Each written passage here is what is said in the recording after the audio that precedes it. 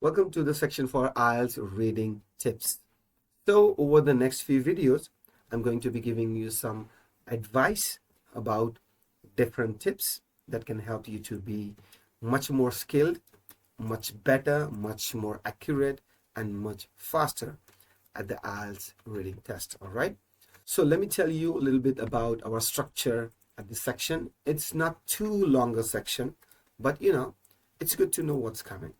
So first, some tips about preparing for the exam, and then some tips for when you are in the exam itself. How can you be the best version of yourself? What are the best decisions to make while you are actually doing the test? And some important things to know.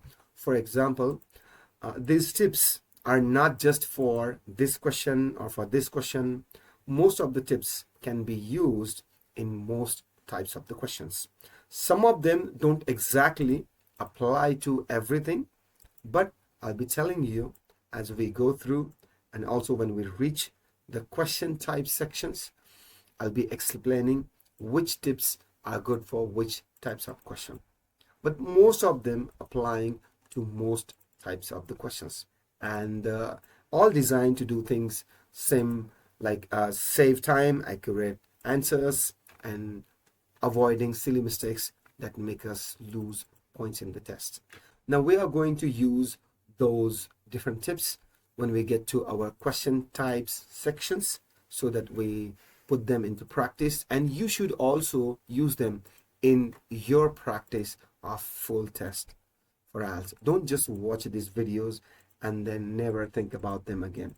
In fact, you should come back and review all of these tips regularly so that you really make them into your really strong habit, and that's going to help you the high score in the IELTS. All right, I think it's time for us to take the first set of the tips. I'll see you soon in the next video.